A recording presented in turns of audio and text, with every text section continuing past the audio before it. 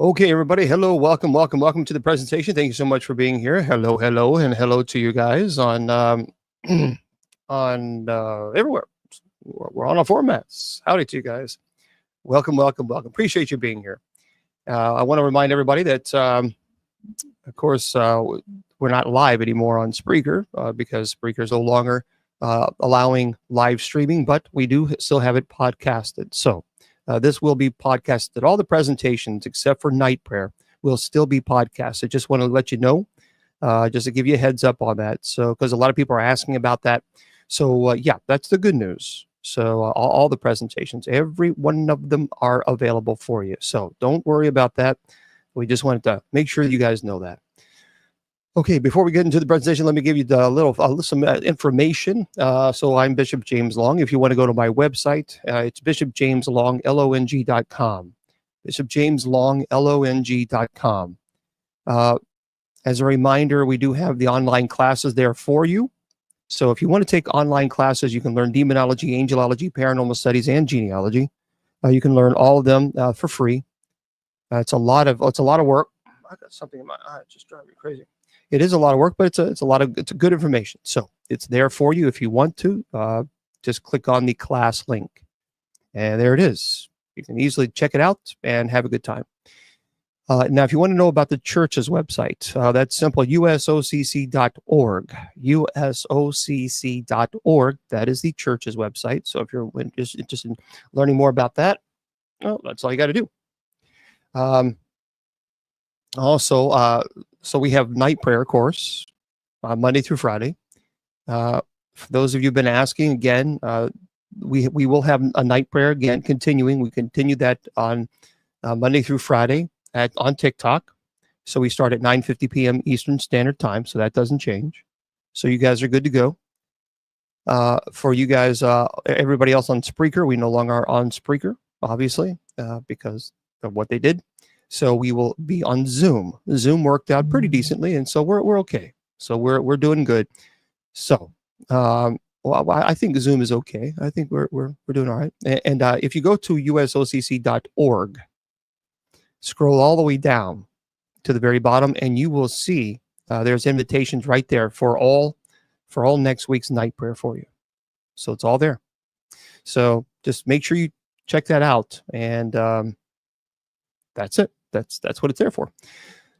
And for those of you, if you're in the Newark, New Jersey area, you can head on over to Bruce Tango, TANGO, brucetango.com, and make sure you get your tickets. I'm going to be there. Bruce is going to be there. We're going to be giving a presentation on demonology and talking about our experiences. So I don't do a lot of presentations at all. Yep, I do have apostolic succession. I have a 110-page document from showing my apostolic succession. So yeah, Bruce Tango. Matter of fact, I'm a member of or Order of Corporate Reunion that basically validates apostolic succession. So brucetango.com. There you go. But you got to click on the exorcism link, and you can get your tickets. Again, it's in Newark, New Jersey area. It's in Clark Holiday Inn.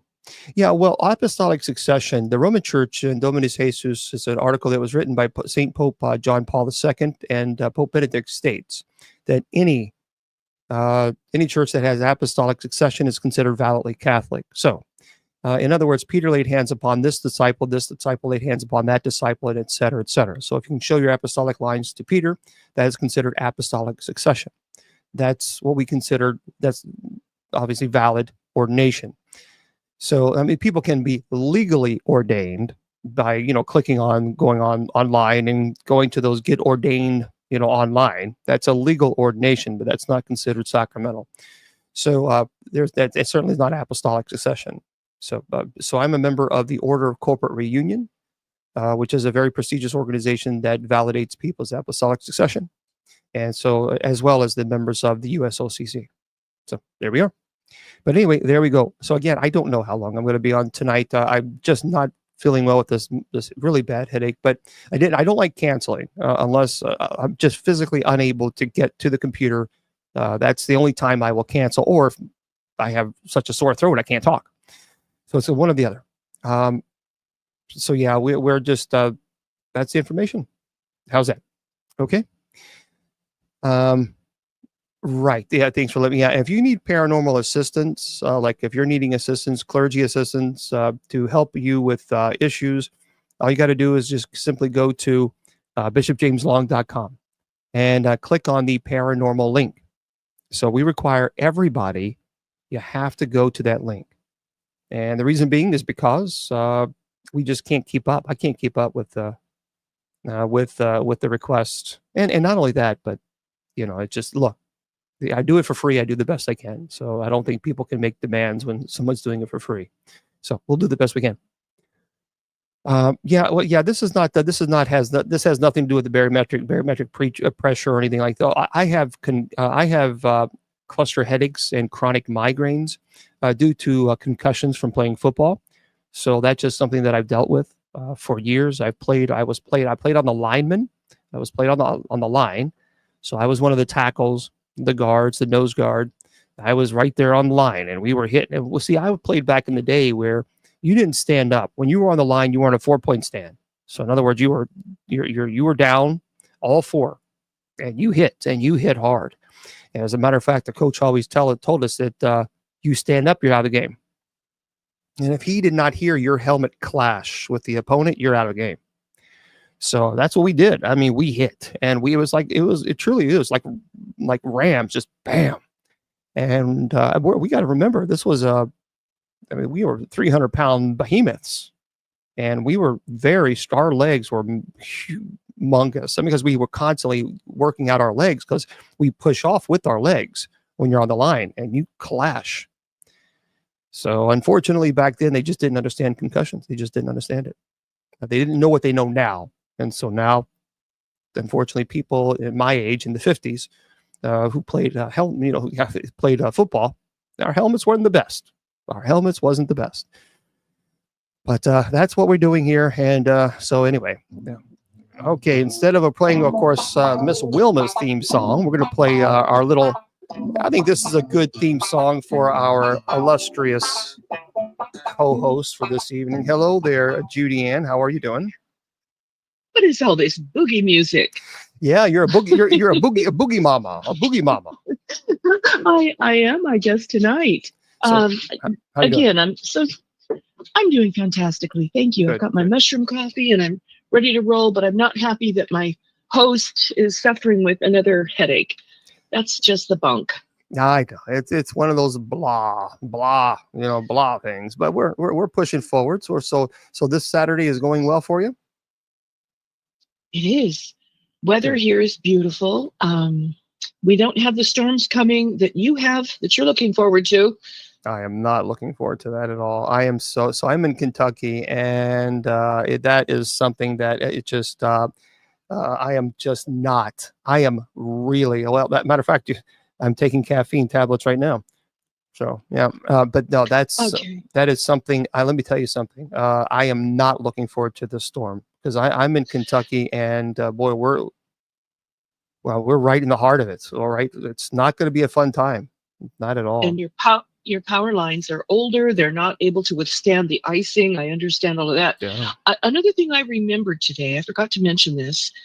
I see a lot of these little tricks on TikTok and other platforms that if you place a candle and on a plate and then put one of those ceramic pots over it, you can heat a room with a couple of those.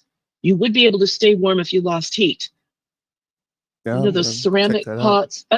Some of you in the chat can help me out with the proper terminology here, but it's just those clay tan pots that you get in the garden center. Mm-hmm. You put that over the candle. It has a hole in the bottom, so the candle gets air, and you can heat an area with those. You can stay warm. Well, yeah, because it's going to get down to 3 degrees. Thank you, Captain Ribeye Terracotta. Thank you. Okay. Oh, there we go. Terracotta. Mm-hmm. We'll have to check that into. But yeah, but I mean, the problem is, tomorrow, trying to get into Walmart, forget it. Today was rough. No, I went today, but my goodness. So terracotta. So that's what it's called. They're a terracotta planter. They're in the garden center. They're just those run of the mill. It's sometimes if you go to Lowe's or Home Depot, you see how they have all those plants out there. Most of those are in plastic, but occasionally you get them in the terracotta, which is a clay pot. It will break if you throw it on the asphalt, but you turn one of those upside down over the candle. Those have a hole in the bottom of it. So on the top, that would be the top. If you turn it upside down, that airs the candle, but people can keep warm with those. I see these people in Alaska in their campers doing this.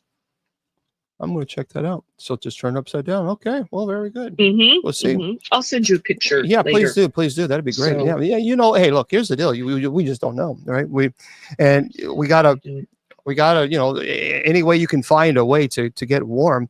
No, it's one of those things that we just, that's the thing, you know, when you have this concern of ice storm, there's not a whole lot you can do except for just please, dear Lord, because we're talking about half an inch to possibly an inch of ice, and on top of, you know, maybe 6 inches of snow, and our systems here, our wires are just terrible. They're terrible, and so yeah, it's pretty bad stuff. I noticed that when you were doing the Gates of Hell documentary and you were on your way, there was a picture I saw. You have the old insulators that are like 100 years old. Yeah. So I know your power lines are not updated. They're not. So we're just, you know, and certainly, and keep Miss Wilma in your prayers. She's still under the weather, and so just you know, just keep her in your prayers, and we'll see. I mean, tomorrow I don't know if we're going to do Bible study. We do it because I may not have electricity. So, but maybe, hopefully, I do. And if I have electricity, we're good to go. So as long as I have electricity, we'll do. I'm doing the Bible study. So, just one of those things. I just don't. If I have electricity and I have internet, I'm doing Bible study. That just, you know, that's just the way I am. But so if I will always update, keep in mind, I will always update everybody on the USOCC parish page on Facebook. So what you need to do is always go to USOCC. Well, just go to usocc.org. And it says there, you know, to become a parishioner, just click there. But just click there. It's our Facebook page. And I will always update. If I can't be at night prayer, which is ultra rare, but if I can't, I'll put it in there. Or if I don't have internet, I'll put it up there. That's the best way to stay in touch, you know. But otherwise, if you don't hear anything, you know, I'm going. And so there it is. So that's how it is. Through. Yeah. Well, we got to, and of course, they're not, the ice is supposed to be here from 2 to 4 p.m. tomorrow. That's 2 to 5, sometime around that. That's when the ice is supposed to hit us. In the morning, we're supposed to be slammed with snow. Thank you. And then the ice is supposed to hit us between 2 and 4, 2 and 5. So that's it. I know you've always been a driven person, but do you think the fact that you were so competitive in sports, in football, is that where you get this drive where you just don't shut it off because you were expected to do so much, even when you were injured? It's that, and also I never want to let people down. So because I know for many people who are shut-ins that this is a church community. So and I'm aware of it because I get the emails and I get the phone calls. And so when I just don't feel like doing Bible study, or I'm not feeling good that day or whatever, unless I physically cannot get to the computer, I'm going to do it because I recognize that this is their church. And this is the only service that many people participate in with Bible study or night prayer. And so therefore, unless it's a really valid reason, for example, not having electricity, but even then I thought about, well, I'm thinking about just going to the hotel, take my computer. That way I won't miss it. Because, you know, for some people, for a lot of people, this is like, well, it's okay to miss, you know, but for some people, this is their lifeline. Because this is it. This is what they have. This is what they have to look forward to. Some people, some people look forward to Sundays and Wednesdays so much that they schedule their life around Bible study. And I got messages today from people in mail today, beautiful cards today, really nice, and they just kind of let me know that it means that much. So unless I am physically unable to do it or technologically I'm unable to do it. I just don't like letting people down. And I think that's just ministry. That's just clergy. That's just my ministerial side, you know. So there you go. Your ambition is admirable, sir. Well, and I love doing this too. So it's like I love and enjoy it. So it's kind of, really, I don't consider this work. I've never considered this work. And for the hater gators out there that's going to, whatever, I don't really care. Go away. I don't get paid. I don't receive a stipend. I don't receive a salary. The church doesn't pay our clergy. So we don't do this ministry. We receive zero income for this ministry, zero. So it's just a passion that I have. And so I've had a word with my moderator team, the wonderful moderators. We are going to be on high alert tonight, and we're going to zap the trolls because we just don't want to contend with them tonight. Yeah. So can we just overrule you and just get rid of them so that there's not so much disruption? You don't need the added. What do you mean overrule me? I mean, if I mute somebody, you can't tell me to take it off. If they ask a theological question, I don't want them being muted. I understand that. But the ones that are easily recognizable as just being hateful. Oh, yeah. Yeah. Look, if you guys, that's the thing. If you guys, look, the moderators, I know that you guys by now, you know what to mute and what not to mute. So if it's a theological question or if someone come in and says, I don't like clergy because it's all about money or whatever, blah, blah. Well, give me the opportunity to say, okay, let me challenge you on that. Because then when I challenge them and they can see a different perspective and they make a universal statement such as all clergy are this, it really shows how ignorant they are because they don't know all clergy. Because this clergy doesn't receive a paycheck. So it's an opportunity for a lot of people have turned away from Christianity because there have been a lot of clergy have done a lot of damage to Christianity, a lot of damage. Well, there are a lot of teachers who've done damage as well as doctors and attorneys and police. So it's, it's not just in the clergy area. So we can't condemn people just because somebody else in that profession. That's right. I try to remind people of that. And politicians, if you're going to bring the clergy to the damning table, you need to bring everyone to the damning table. I agree. So that's the thing. We have to be careful, but there's been so much damage to thank you for Christianity. And good. Oh, Bishop Campbell is in. Well, thank you, everybody. Thank you. And I want everybody to do me a favor, as I've been doing this for a little bit, for a couple of days. So Bishop Campbell's in our Facebook chat. And folks, do look, if you go to bishopjameslong.com and click on the fundraiser link, and I would like for you to make a donation, if you can, to Bishop Campbell. Bishop Campbell's a great man. He's clergy. He's devoted his entire life to ministry. And he and his wife, they've had some health issues. And so, when you're in clergy and he's he's not a prosperity gospel preacher. So, I mean, if you're a prosperity gospel preacher, you can, sure, no problem. You can, make the payments, no big deal. Well, people who are not, and they don't like the prosperity gospel, we struggle. And, but that's the cross that we all have to bear. So if you are able to assist, please go to bishopjameslong.com and just click on the fundraiser link. And, whatever donation, when it says price per unit, you can just put whatever it is that you'd like to donate. He would appreciate that. And he did not ask me to do this. So I'm going to make this clear. I actually asked him if it would be okay if I did this, if our community rallied behind him. I know you don't know him, but Bishop Campbell has been absolutely wonderful in helping us in our church community behind the scenes with a lot of things, especially with accreditation for our seminary. And so he has been absolutely a godsend for us. Yep. It's going 100% to him. Matter of fact, if you click on it, if you click on you'll see it's going right to his PayPal. So it doesn't go to me. It goes directly to him. So if you can, that's wonderful. Thank you. And I appreciate that. Thank you for donating. That's very, very nice, guys. Thank you very much. So let's kind of relax and chill. And do you have any stories that you would like to tell us or anything? We do have a seminary, yeah. So do you have any stories that you would like to share? I have a lot of stories that I want to share today. JudyAnn? Sorry, I was on mute. She's on mute. I'm a typical blonde. I know. You can make fun of me now. I would like to hear some of your stories first. You would? Yes, I would. But I do have just one joke to ask you, sir. You have Your Grace. Okay. One joke. Why can't you trust an octopus? Why can't you trust an octopus? I don't know. Why not? Because he doesn't have a sincere bone in his body. Look at that. Did you hear that, everybody? Miss Wilma is not here to enjoy the drum beat. There it is. Well, that's it.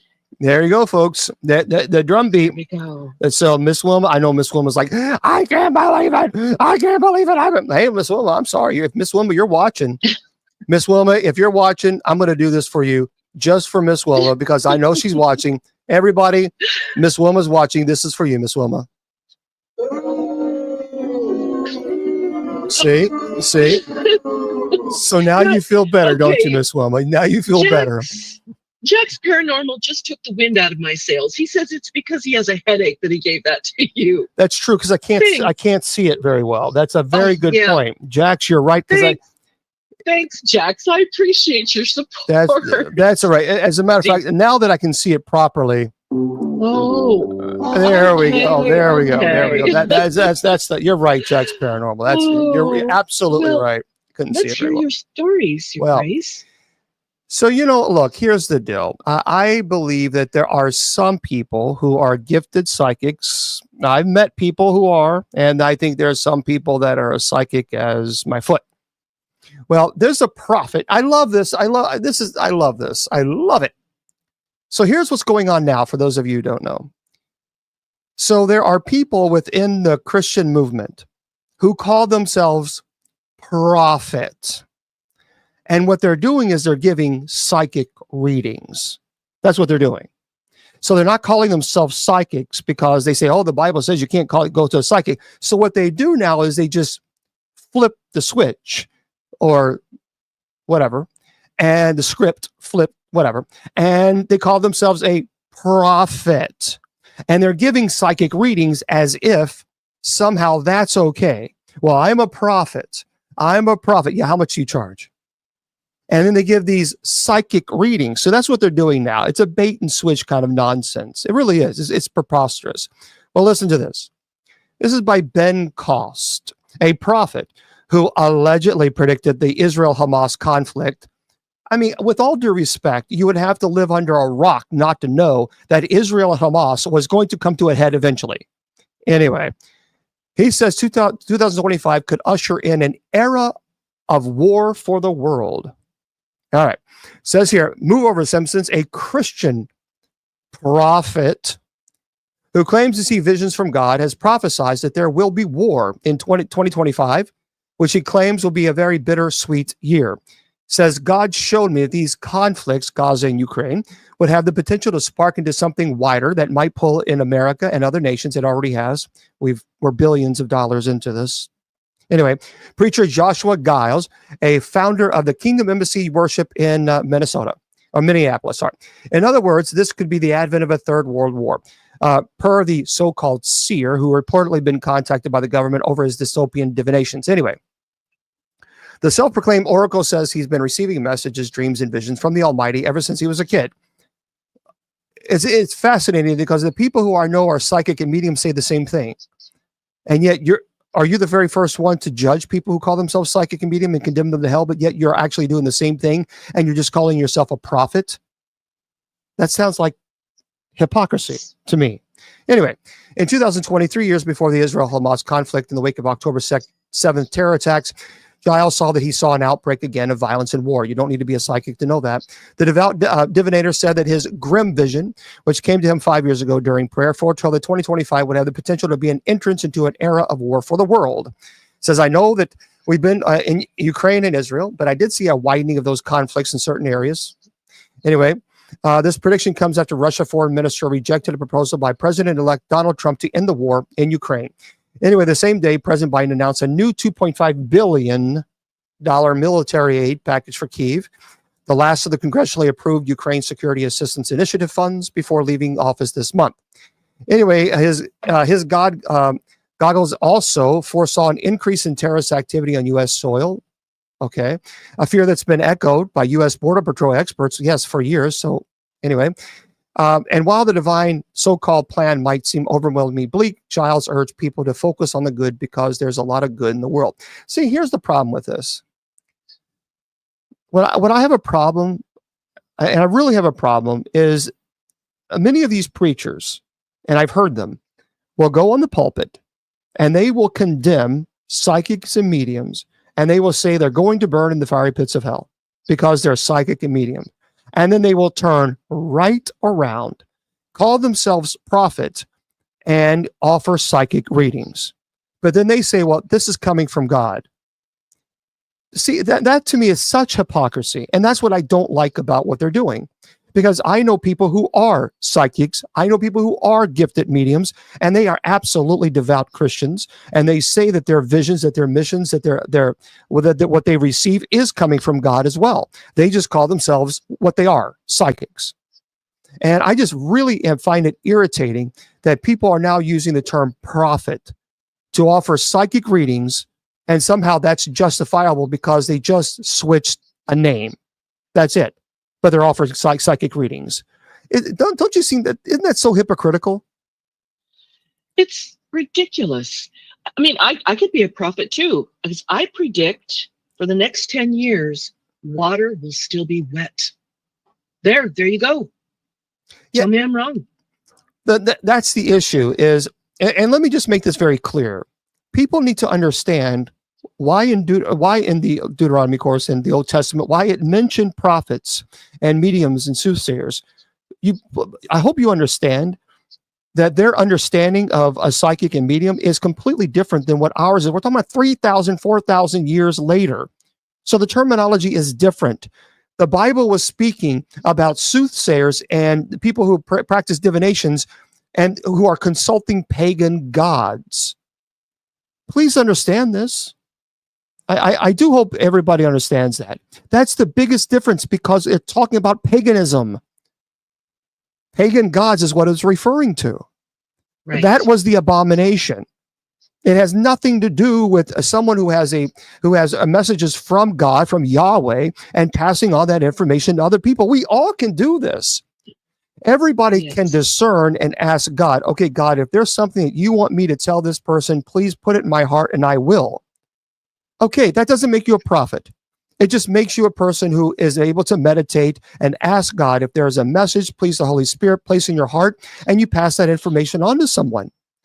See, this is the problem with people completely distorting scripture and using it to judge people. Because the people that I know that are psychics and mediums, number one, Chip Coffey is a good friend of mine. Willie Windwalker Gibson is a great friend of mine. And they're both very devout Christians. And they will be the very first ones to tell you they don't consult with pagan gods.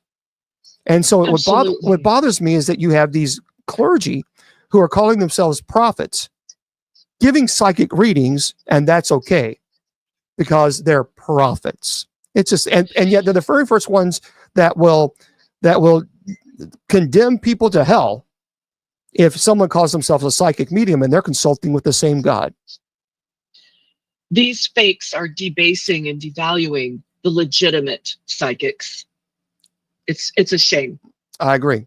I absolutely 1,000,000% agree. Now, I have like 20 different stories. What do you have any other story, or you have a story you want to pass on? Well, no, you're on a roll, so keep going. You know what? I absolutely love these stories like this, especially when you get a Christmas gift, and the Christmas gift is worth $250,000. Listen to this. If anyone wants to send me a late Christmas gift worth $250,000, I will not turn it down. I promise you. No. But this person was a lot lucky. Ben Hooper writes this: an Iowa woman wins $250,000 from a Christmas gift lottery ticket. Not bad. An Iowa woman had particularly memorable Christmas when one of her gifts, a scratch-off lottery ticket, turned out to be $250,000. Darla Carpenter, 61, of age of New Hampton told Iowa lottery officials her husband gave her a winter-winning scratch-off ticket for Christmas, and it made a long night when she revealed a $250,000 top prize. She said, neither of us slept last night, so don't think it hit, but now I've got my picture and the check, and it's amazing, she said. She said the winning the lottery was a dream come true. She said dreams do happen, and it only takes one ticket, Carpenter said. I just kept believing maybe one day that will be me. She said her winnings will make for a more comfortable retirement in a couple of years. Quote, just gives me a more sense of security right now, knowing that I have something to fall back on if something happens. Well, good for her. That is wonderful. I love Absolutely. stories. I love stories like that. I do. Me too. I'm always happy for people. Some people get negative about it. They're cranky. They're jealous. Why would you do that? Could happen to you too.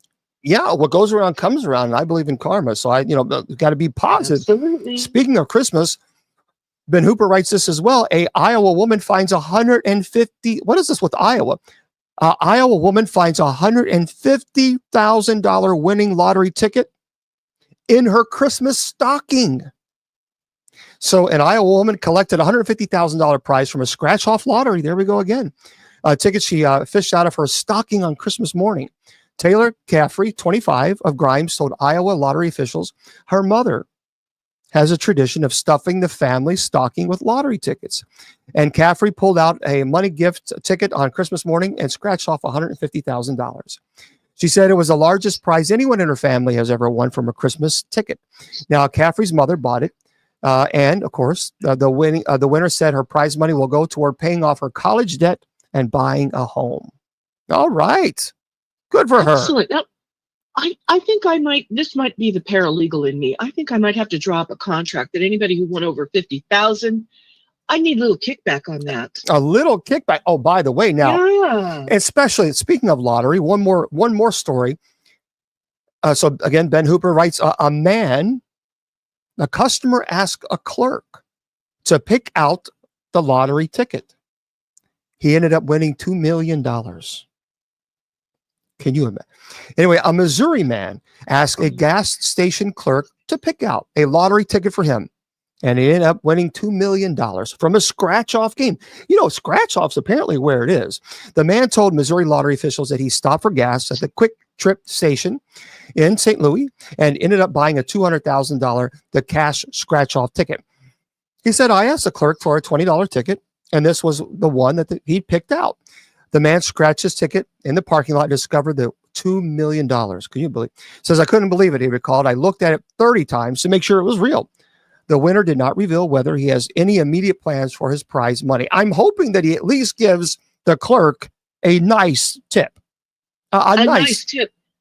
Wow, this Midwest stuff. And like Jack's Paranormal is asking where Iowa is. Apparently, Iowa is more than just Captain James T. Kirk's earthly home, right? Yeah. Now, do you like James Kirk? Yes. You do? Yes. Hold on 1 second. You're going to freak out. Are you ready? Yeah. Let me get something. You entertain everybody while I get something. I'll be right back. Okay. I have my helium tank here. I'm not really sure I'm going to tell your story. Tell a story. I don't have interesting stories. Like, okay. Well, yes, Jax, I remember that I know that was a joke. I think it's wonderful. Listen to this. Okay, he's almost back. I'm back here. Now let me plug this in. Hold on, I might make a little noise here on Facebook, YouTube, Twitter. Are you ready, Judy? I'm ready. I'm so excited I can hardly stand it. She's going to freak. I met the one and only Captain Kirk at a conference. William Shatner. He was very nice. And I'm a Star Trek fan because I'm a nerd. And I asked him if he would do me a favor and sign something special. And he said, well, of course, I will. Yes. And that's what, yes, of course. Well, that's my Jim Chat. Anyway, here it is, boys and girls.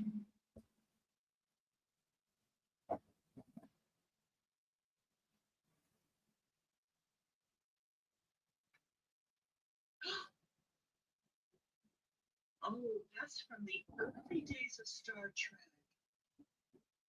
There it is. Yes. So he signed it, and Federation shirt. oh yeah, yeah. It's this is the older one. This is the classic ones. Yeah. There it is. Oh, I remember that. But I think it was still in black and white at one time.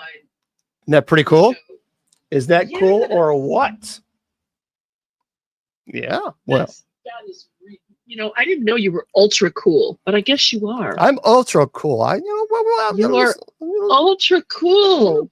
See, boys and girls, the things you learn. Yeah, but that's I should wear it. No. I keep that in the closet. Well, thank you. And so yeah, we're good. He was very nice, a very, very, very nice guy. And of course, there was so many people there, but I was a speaker at the event. So it was cool because I got to, behind the scenes they call it a green room. It's not green. It's like a waiting room. And so we were in the back, and, we took breaks and kind of, when you got to get away from people, grab something to eat. And so I got to meet him, and very nice. Yeah, very, very cool, very cordial. And yeah, we got to see, got to talk to him about his show, the paranormal show that he does. And so, yeah, it was a cool conversation. How old is he? Isn't he in his 90s? He is in his 90s, yes. Do you know that he still drives his own horses in competition? Oh, wow. Near you at Louisville. That's a big show for standardbreds. Oh yeah, I mean, they have they have a huge show there at the fairgrounds. So there we go. That is really cool. I have to say, you are ultra cool. I am ultra. Could you imagine? When you get engaged, I've never been engaged, so I don't know what this is like. But I would imagine that one thing you don't want to do is lose the ring. Well, no, that's getting off to a pretty bad start. So Ben Huber writes this: a ring vanishes into the snow during engagement photo shoot in Utah. A California's couple engagement photo shoot in snowy Utah took a turn for the worse when their engagement ring vanished into the winter wonderland. Kim Zoll, 33, and Phil Amoy, 34, were having an engagement photo taken in Park City when photographer Sabrina Belko noticed the ring was missing from Zoll's finger. 10 minutes into the shoot, we lose the ring.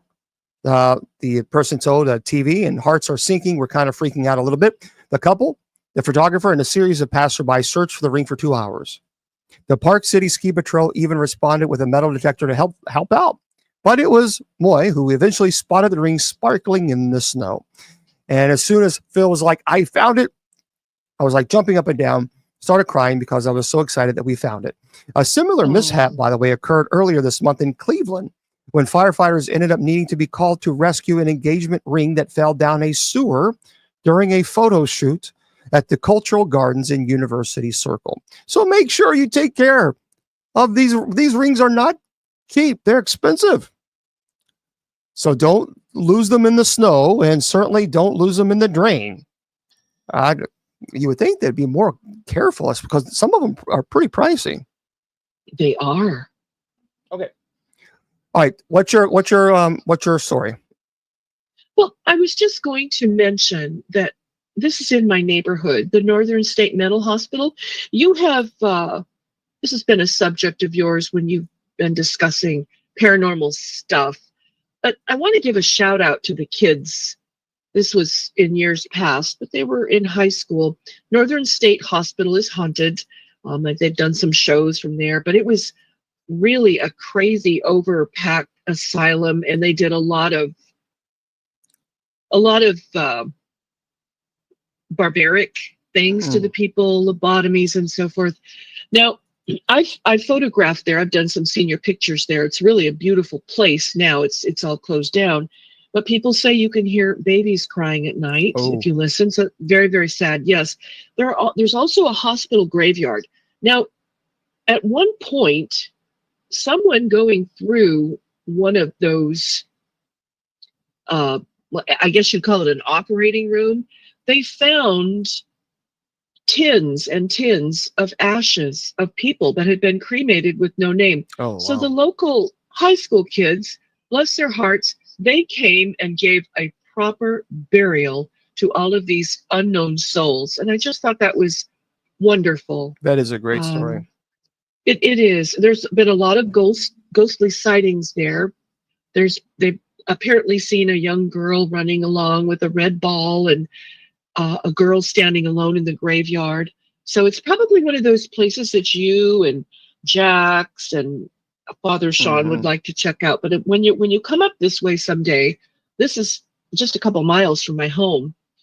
And anyway, kudos to those kids for doing a beautiful thing. That is very, very good. Very good. Well, what I'm going to do is I'm going to finish up some articles here, and then we'll bring about 20 minutes or so, 25 minutes maybe. We'll bring in some moderators. We'll talk some other articles, just chat and have a conversation, and then probably wrap up here 9:30, 10 o'clock-ish or something like that. Sounds good. Thankfully, you know what? Actually, I think I might go grab one more of those caffeine because it seems to be helping a little bit. So, do you mind chatting with people and just? I don't mind chatting with people at all. Okay, let me go grab a couple more of those caffeine interesting things. to say. You go and grab what you need. Okay, yeah, because they seem to be helping. So I'll be right back. Okay. Woo-hoo! So I have a question for everybody in the chat. Would you be afraid to go out to this? What are you shouting about?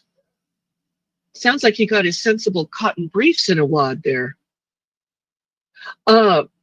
How afraid would you be, or would you be willing? Okay, I see a lot of LOLs, but I don't know what that's about. Is that about him shouting out? I'm not sure. Who would be afraid to go to that cemetery at night, at this asylum? You'd be willing. Maria would. Yes, Chrissy, he is hilarious. Jan, I'm also on the fringes of the paranormal. And Sydney would go. She's brave. I'd go. Let's go. We know you would. You'd be leading the pack. Yeah, heck yeah. Come on, let's go. Party time.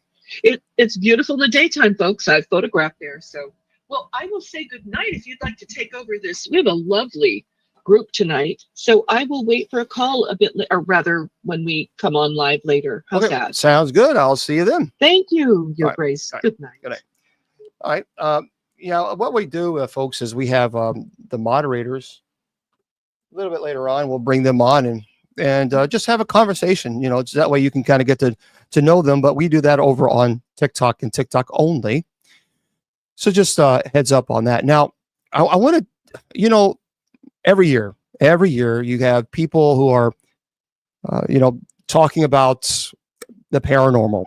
We get that. We understand that because it's going to happen. And people who are alleged psychics and mediums, and they have all these every year, they have these big, we have psychic mediumship and prediction for 2025. Well, so we're going to talk a little bit about some of these psychics and these alleged.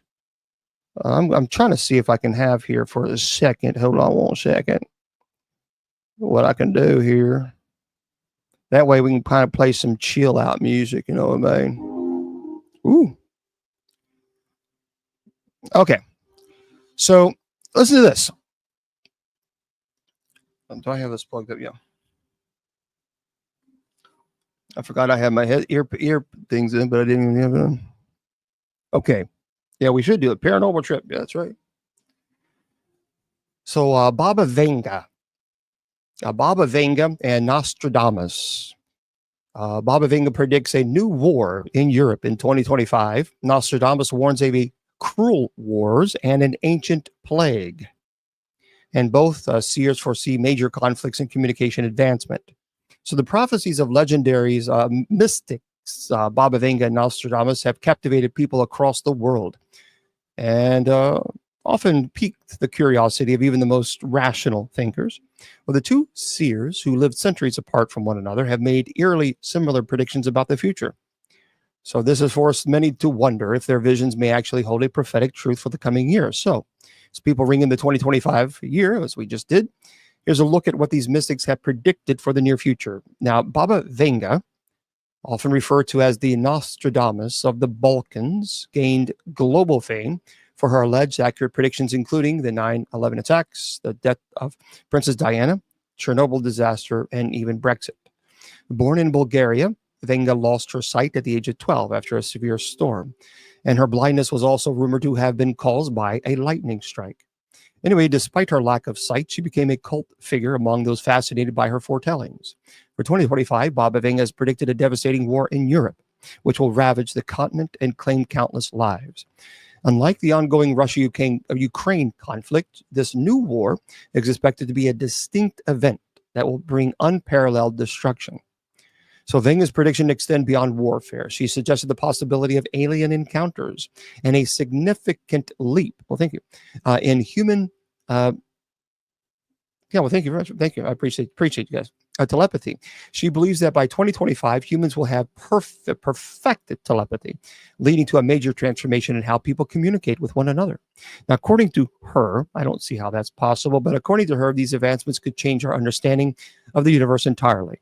Now, Nostradamus, I'll tell you what, something's driving me crazy in my eye. Nostradamus, he's a 16th century astrologer, is famous for his cryptid readings that have reportedly foretold key historical events. His predictions, often wrapped in mystery and symbolism, continue to captivate the imagination of people worldwide. Now, among the major events that Nostradamus is said to allegedly predict is a particular World War II leader's rise, the unaliving of JFK, and even COVID-19. So for 2025, Nostradamus has warned of cruel wars in Europe, which will lead to widespread suffering. And he also predicted the reemergence of an ancient plague that could bring more devastation than any military conflict. You know, honest to God, this is something that is concerning, because they are finding bacteria and viruses, especially viruses, deadly viruses, in Antarctica and in frozen places like this, and they're trying to revive them and study them in the lab. That sounds like a great idea, doesn't it? Nostradamus has foreseen the end of the Russian-Ukraine war, though not by peace, but rather by mutual exhaustion, as both sides are expected to deplete their resources. In addition to geopolitical tensions, he predicts catastrophic natural disasters in Brazil, including the volcanic eruptions and severe flooding, which could have far-reaching effects on the global balance of power. Now, despite their different backgrounds and times of life, both Baba Vanga and Nostradamus share startling similar predictions for 2025. Both mystics foresee a major conflict in Europe that will leave lasting scars on the continent, as well as natural disasters that will devastate regions from around the world. They also predict significant advancements in human communication, particularly through telepathy, and the possibility of extraterrestrial encounters. See, I mean, how telepathy, I don't know how that's possible. I mean, that's, we'll see, but yeah, the Antarctica situation really is a problem, isn't it? Because you start finding some ancient viruses and start trying to bring them back to life, so to speak. That's dangerous stuff. Yeah. I think I did. Diane, thank you for letting me know. I think what it was is because I accidentally yesterday, when I was because I'm trying to figure out Zoom, I think that I booked it twice, I think. But I hope I fixed that. So Monday, the link should work.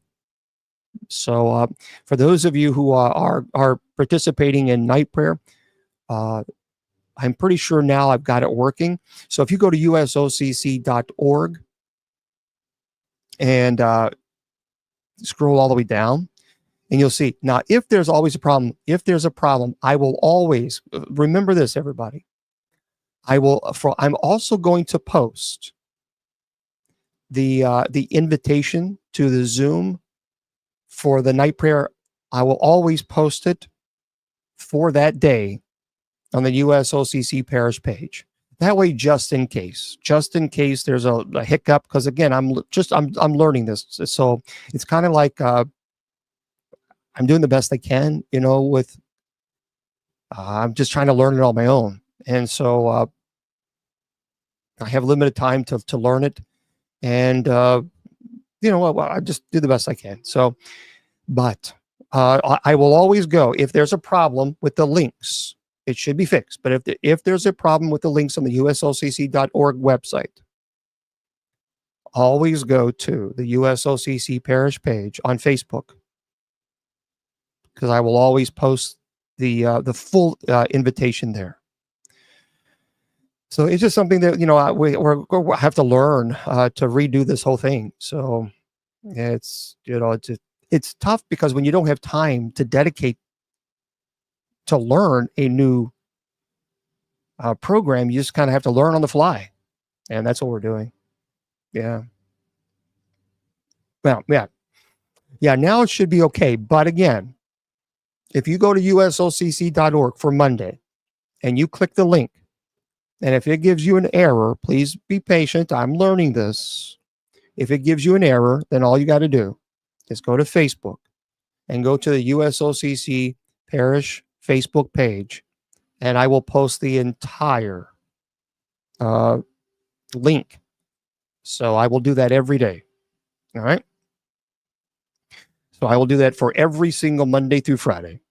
That way, we'll just kind of make sure everybody gets it, because I don't want anybody to miss it. But don't forget, I'm also on TikTok. So that's so anyway.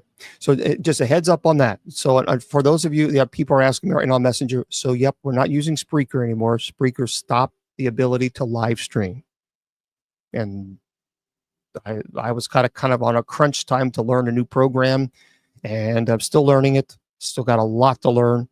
But TikTok, and we don't know what's going to happen with TikTok. We don't know. Well, thank you. We don't know what's going to happen with TikTok. So if TikTok goes away, then we don't have a choice. I can run it on Twitter, and which I can, and I should actually. I can connect my Zoom, I think, to Twitter. I don't know if I can or not. Anyway, listen to this. This is a strange story. But it's interesting though, because of culture. I love learning different cultures. Now, I don't want to do it on YouTube, because here's why I don't want to do it on Facebook. I would prefer to do it on. Okay. I use StreamYard to connect to all of my social medias except for TikTok, because TikTok does not allow for to connect to StreamYard. So I have to use this iPad for TikTok. It's with a separate sound and everything. The problem with Facebook and YouTube is this: they will ding you every time, because of copyright infringement. Even if you have a license, and your license to play music, they will ding you every time for copyright infringement. So then you have to appeal it every time. When I had a BMI license, BMI just allowed you to play, music. YouTube would constantly ding me, and then I'd have to appeal it. And here's my license. Every day, I had to deal with that. Every day. Same thing with Facebook. So it was just one of those things. It was just like, well, this is frustrating. It would be better, I think, to just get a license. I've been thinking about this a lot, to just get a license, a CCL license, that will allow me to stream and just deal with appeal, because we can still play it. It'll still be live. So I'm really still thinking about that, because we want to reach out to as many people as we can. But this is by Andrew, but that's $300. So to get a CCL license, that's $300 to do that. And that's a lot of money to play a reflection song, especially when we're not generating any income. So that's, $300 is still $300. So I would love to, Jane. I don't know how to do it. Jane, I would love, if you know how to do that, Jane, talk to me. Because if you know how to, many years ago, probably around 20, The USOCC, we had our own radio network, 24/7 airtime. The problem is it got so technical with updates that it became such a problem that it was just forget it. And by the way, Blog Talk is going out of business. Yeah, Blog Talk is going out of business. Yeah, that's right. Yeah. Zoom will work. Zoom is fine, but I would prefer. This is my preference. I talked to. Well, thank you. I talked to JudyAnn the other day. The thing is I would prefer to run, because if I can run everything on StreamYard, and it connects to every one of my social media, all the social medias, that's easy. I mean, that would be the idea thing right there. That would be the idea. Because, for example, let's see. Let me try something. I don't know if I would do this. I've never tried this right now. Hold on. So bear with me. For those of you on Facebook, YouTube, Twitter, Twitch, Instagram, Rumble, well, just bear with me for a moment. Let me turn this down. I want you to see if you can still hear this music. So, because, yeah, let me do this. Let me mute myself. Bear with me. Hold on. This may mess everything up, but we'll do the best we can. Now I'm going to mute myself and just let me.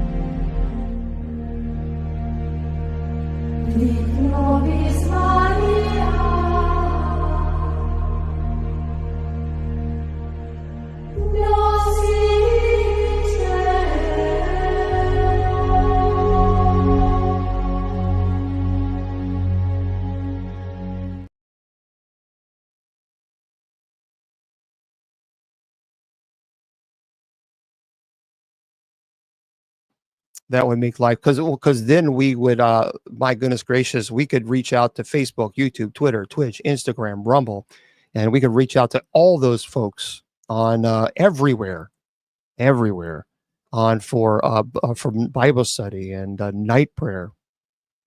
And that would be, we already do it for Bible study. For night prayer, that would be just tremendous.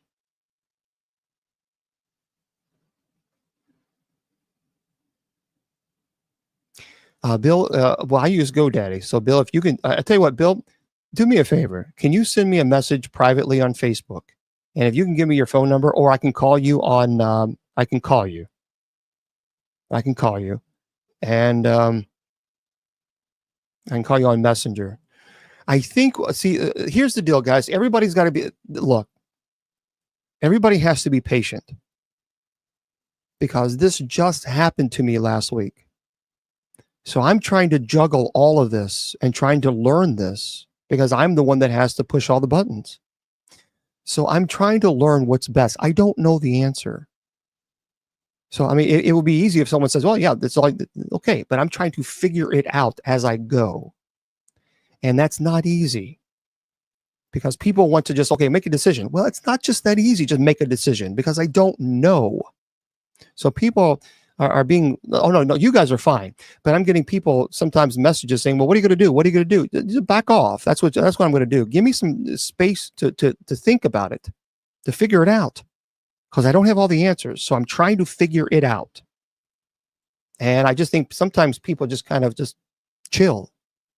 Just let me try to, because 15 years of my life I spent on Spreaker, and now all of a sudden that's gone, and I'm supposed to come up with an answer, lippity split. Well, that doesn't work that way. No, Master Best, that wasn't directed to you. Please, don't. This was, I was referring to, there were some people who sent me some messages on the messenger. It was really aggressive, saying, well, you said we're going to do this. Now we're going to do this. Well, you make up your mind. I'm just being really nasty. And it's like, so I'm speaking to those people. It's just give me time. I got to figure it out. I don't know. But I think Again, you guys on TikTok, that wasn't addressed to you. That was addressed to the people on Messenger. Okay. So, oh boy, they've called. I mean, you'd be surprised. So, but I really think that the best solution. I've been praying about this a lot, and I just feel in my heart that the best solution. Zoom is fine, but I think the best solution is to buy the license, the CCL license, and that will allow me to stream because they have over 400,000 songs, and that will allow me to legally stream, and then there's no problem. Done. Then I don't have to worry about this anymore. And not only that, but then we get to connect to people on Facebook, YouTube, Twitter, Twitch, Instagram, Rumble, everywhere, and stay on TikTok. So, Diana the Supernatural Show. Okay. So anyway, yeah, I'm thinking about doing this. But listen to this, guys. Listen to this. This is kind of it's different. I don't want to say it's weird because that's irresponsible because it's a different different culture. But listen to this, guys. This is by Andrew Court. Single women are doing photo shoots with fake baby bumps, and the reason is wild. So here it is. It says, "Oh baby, we've entered maternity era madness. Young women in China are paying for fake maternity photo shoots because they want beautiful pregnancy pictures while they're at their physical peak and not expecting." The bizarre phenomenon garnered international attention in October after influencer Maisie Gage, who's in her early 20s, strapped on an artificial belly and posed in front of the camera. Says, quote, "While I am still slim, I wore a fake belly to take maternity photos and enjoyed a pre-made life. I even did it with my best friend." And the beauty told her 5.7 million followers, per the South China Morning Post. China's notorious one-child policy officially ended in 2015 amid concerns about an aging population and declining birth rates. However, almost a decade on, birth rates are still on the decline. Now, in China, the average age of women having their first child increased from 26.4 to 27.4% in 2019 to 2022, indicating that fewer families are opting to have any babies and further dragging down the birth rates for second and third children. Well, in Shanghai, the average of first-time mothers have reached 30.36, pushing back the overall average childbearing to 31.18. So by their 30s, many Chinese women feel that they are past the physical prime, prompting young women to rush to photo studios before they're beset by stretch marks of any unwanted weight experienced during actual pregnancy. So one 26-year-old declared that she had maternity photos taken when she was 23, despite the fact that she was not even married. Another praise Gage admitted that they've been booking their own appointment. Isn't that interesting? According to some investigation, the fake baby bumps are easily available online and come in a variety of sizes, meaning women can snap pictures that make it appear that they're at various stages of pregnancy. However, it's not just maternity photos that Chinese Zoomers are faking. One singleton said that she had fake bridal photos taken at the age of 22, just in case I get wrinkles by 30. The faux pregnancy phenomenon has been widely condemned by many who believe it promotes body images issues and white, skinny, and young beauty standards. Meanwhile, they see the photo shoots as ripe for mockery. What do you think about this?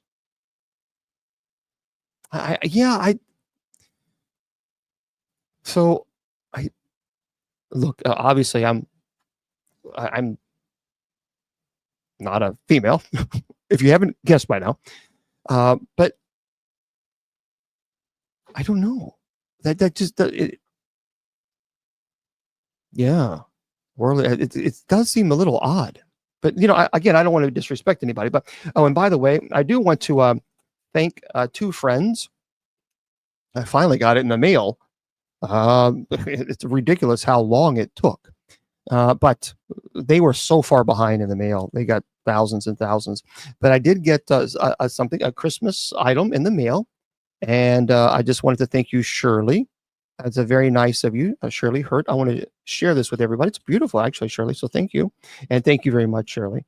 But yeah, look at this. Isn't that pretty? And it's a little clip. See, it's a little clip on. I think that's really nice, isn't it? I wonder. I think it's so really pretty. I can clip on this. I know it's not for this, but why not? Well, there we go. Whoa, this is a tough. There we go. There we are. Look at that fancy dance. Oh, you can't see it. So there it is right there. That's pretty cool, isn't it? Yeah, it's very, very thoughtful. So thank you very much, Early. I appreciate that. Thank you. And a journey to start. Yeah, that's right. And then, of course, I also want to thank my friend. And I've thought if you missed other shows, I've gotten a few other things from people and I've thanked them. So I just wanted to make sure that you guys know that. Thank you very much, Danielle. Of course, AKA as Moi. So thank you very much. I did get your very, very kind postcard. So thank you very much for that. And thank you for everything. So appreciate that very, very much. So it's always nice. It's always, and you know that, and I'm not going to read this, but unless, is Moi in here or Danielle? But it was such a beautiful, really both of them, really very kind letters. And see, this is, you know, when you get things like this, it gives you, it kind of lifts your spirit. It does. It lifts your spirit. Because, so I don't know if she's in here tonight. She's usually in here all the time, but if she is, then I'll, but this was a really, really nice, very kind letter that she wrote. And it just, oh, it's nice. It's nice. Oh, wonderful. Well, thank you. Thank you. That's great. So I do want to thank her. I don't know if she's in here, but you haven't seen her. Okay. So if she comes in tomorrow, just remind me to say, don't, you know, because I want to make sure I thank her. So, but it's very kind. Thanks, guys. Thank you very much. I'm going to save this for our moderators because I think, and I'm going to save this one for our moderator conversation in just a second because this is interesting. Listen to this. I don't know about this one, guys. Listen to this. This is cray cray. I did. Wow. This is by Ben Cost. My tots work full time. The youngest earned $45,000 in 1 month. What? Okay. A UK woman, Paris Golf, stunned social media users after revealing that her sons are earning money hand over fist, working full time as child models. I mean, my goodness, I am doing so. $45,000 in a month. Maybe I need to start modeling, man. Anyway, it says, oh, baby, they're making a fortune. A British mom, Paris Golf, has stunned social media users, revealing that her sons are earning money hand over fist, working full-time as child models.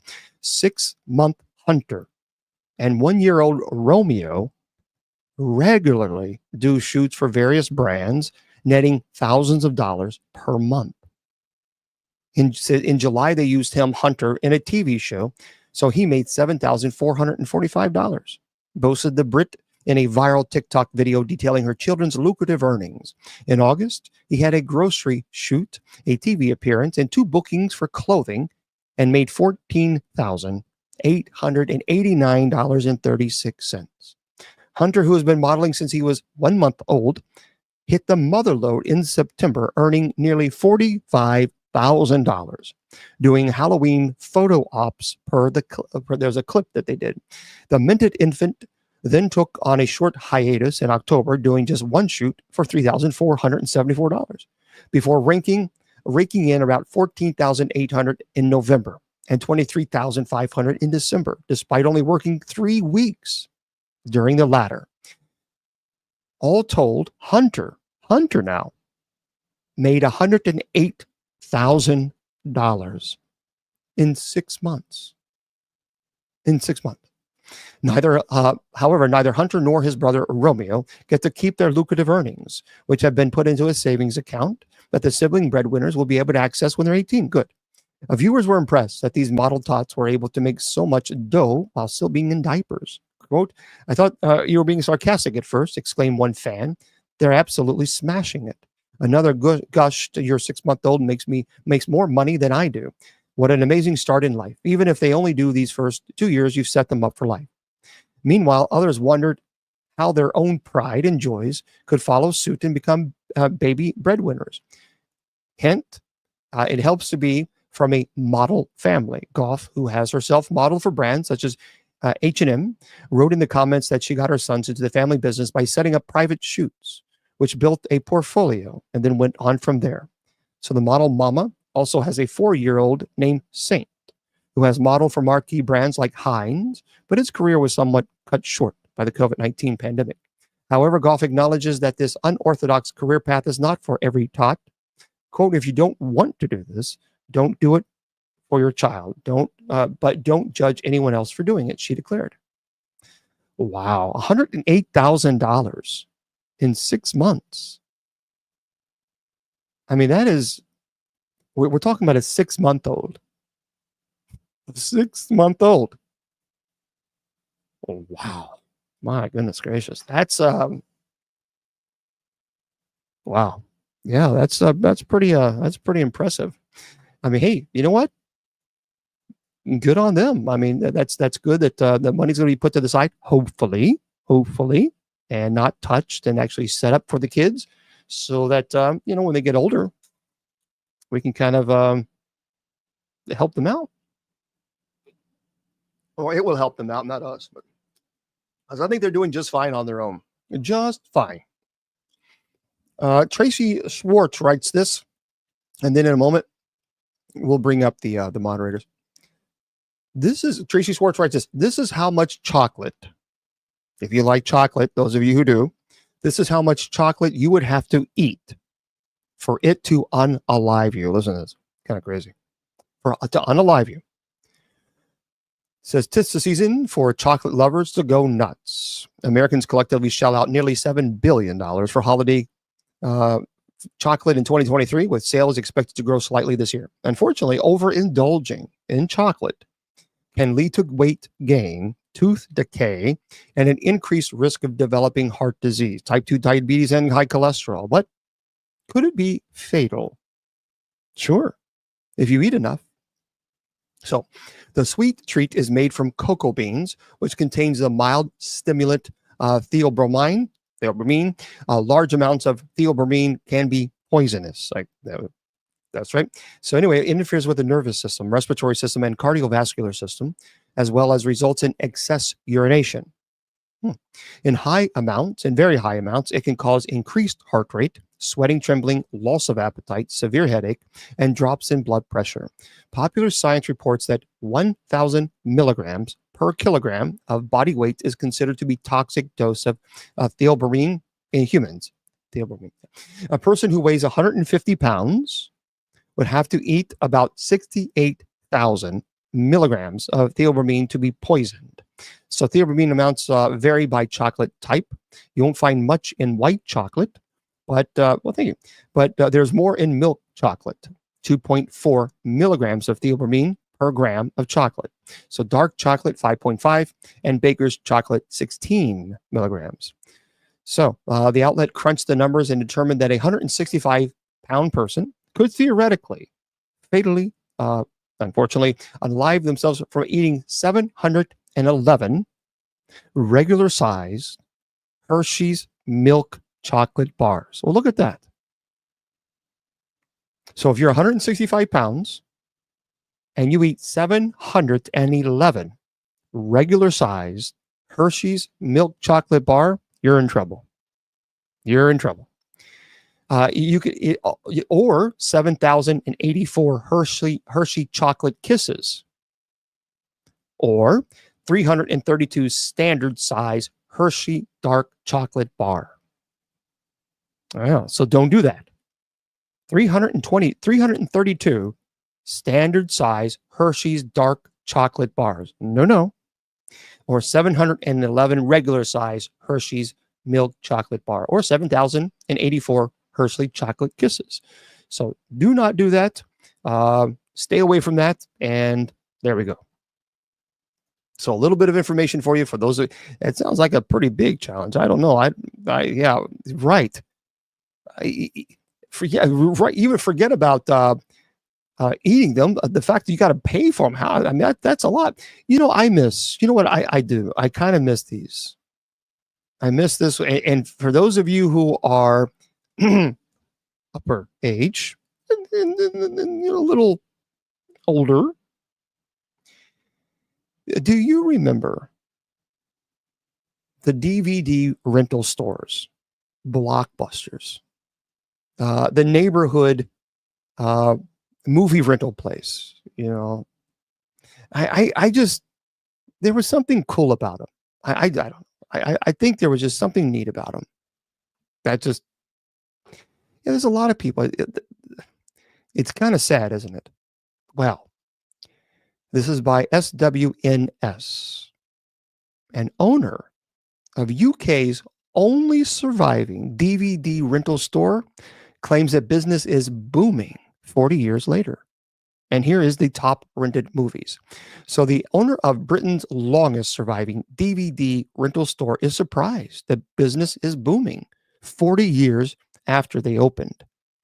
So Colin Richards, who's 71, opened the TVL All-Star Video in Suffolk in 1984, and it originally started as a company that leased videotapes to other shops. Well, then he decided to start renting films, and the store now has about 8,500 DVDs, including Forrest Gump, which has been borrowed at least 2,000 times. But while the rise of streaming services like Netflix largely unalived, we have to say unalived, kind of stupid, the movie rental business, Colin says he has a steady flow of loyal customers who keep him in profit. As his store is in Suffolk, is still renting out DVDs to families, $2.50 a week, 11 years after Blockbuster shut down. So anyway, Colin said, I thought the business would be a 5-year thing. Then I thought we would transition, but that obviously didn't happen. When Netflix came out, I think we'd already established ourselves in the marketplace as we had a huge membership. Sky and Netflix really didn't worry about us at all. Anyway, the video store is believed to be the last video store in the UK, but Colin believes they have stayed open because they have diversified into other things. Alongside renting DVDs, the dad of two also sells stationery, repairs scratched DVDs, disc, and runs a successful photocopying and printing service. The store has also turned into a hub for the local community. Well, there you go. And Colin says that they have customers who come in for a chat on a daily basis. Anyway, he said, I've worked here for 40 years, and although I have retired, I still come in every day. It's something to get up for, and it gives you a purpose. All right. So it says that so many people enjoy it, and they come in every day as well. Now, the top rented Christmas films, according to him, number 1, The Muppet Christmas Carol. 1992, Home Alone, Elf, Santa Claus the Movie, It's a Wonderful Life, National Lampoon's Christmas Vacation, The Nightmare Before Christmas, The Polar Express, Scrooge, and Nativity. The top rented films is Forrest Gump, First Blood, 1982, wow.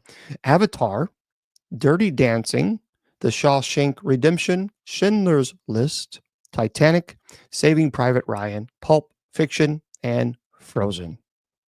There we go. So good for him. Hey, there's just something, I don't know. There was something cool about the Blockbusters. And I mean, now there's just no way. I mean, you can't, with streaming, there's no way you could even compete because everybody's streaming now. Everybody's streaming. But I remember the days where, you went to Blockbusters, you rented a movie or a game, and that was really cool.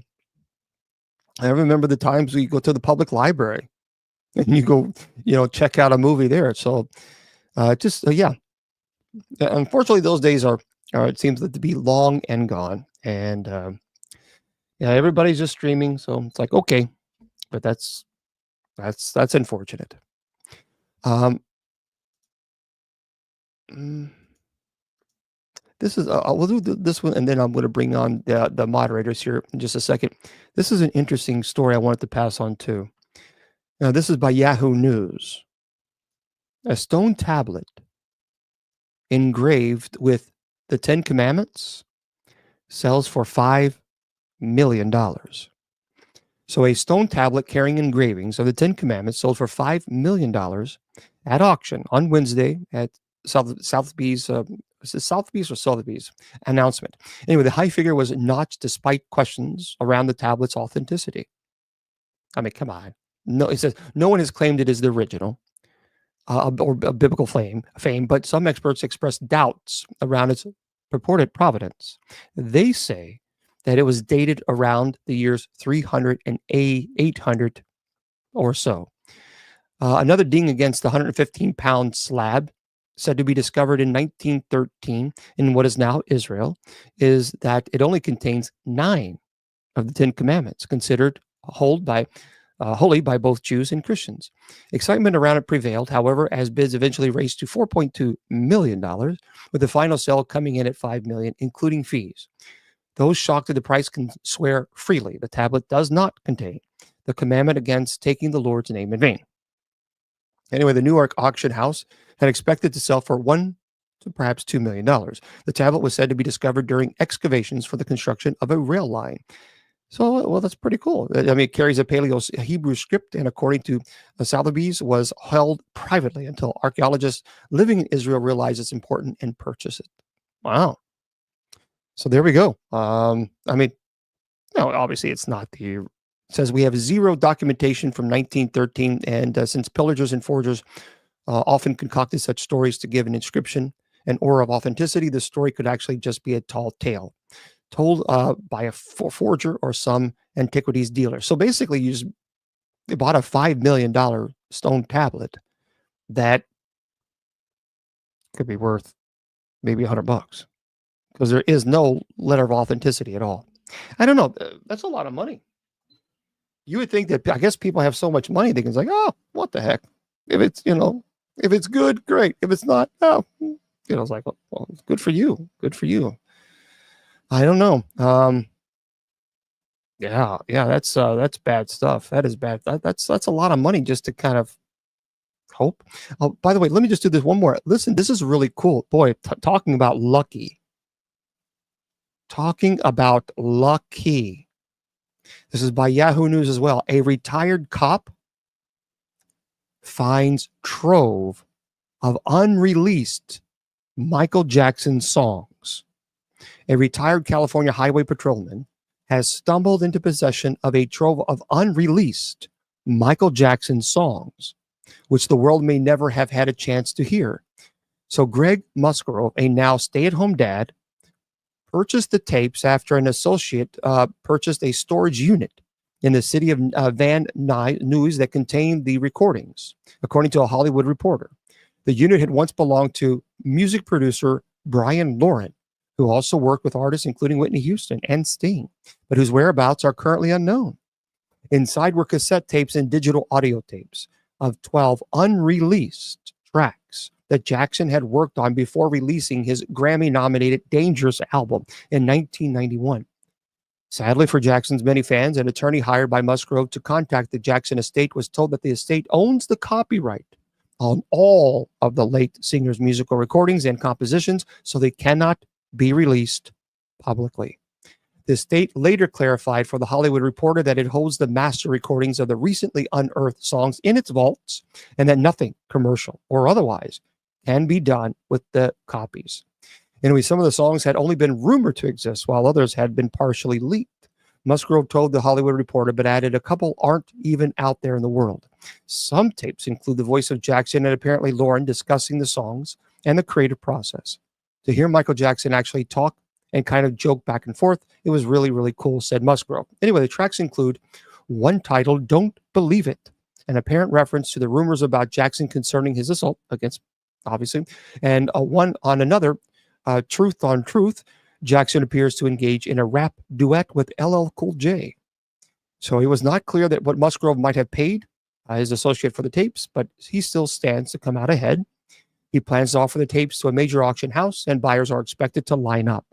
In 2012, Lady Gaga purchased 55 pieces of Jackson memorabilia, reportedly including one of his crystal-studded gloves, while a jacket he wore during his Bad tour sold for $240,000.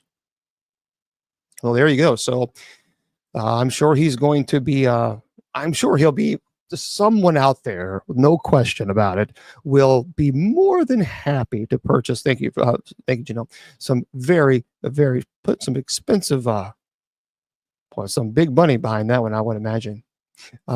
Anyway, for those of you who are listening to this later on Spreaker, we're going to say goodnight to you. I'm going to remind everybody, for those of you on Facebook, YouTube, Twitter, Twitch, Instagram, and Rumble, come on over to TikTok. We're going to stay there for just a little longer, and we're going to say hello to our moderators and bring them on and just chat for a little bit. We're not planning to stay on for a long time, just to come on and say hello to everybody and that kind of thing and wrap it up so that I don't lose my voice, because we have to be here tonight, and we want to make sure we don't do that. So for those of you on Facebook, YouTube, Twitter, Twitch, Instagram, and Rumble, remember we're going to be here tomorrow night at 8 p.m. Eastern Standard Time. And come on over to TikTok. Remember, I tell you all the time, your value does not decrease based on someone's inability or refusal to see your worth. You're priceless, and don't let any troll tell you or convince you otherwise. Good night.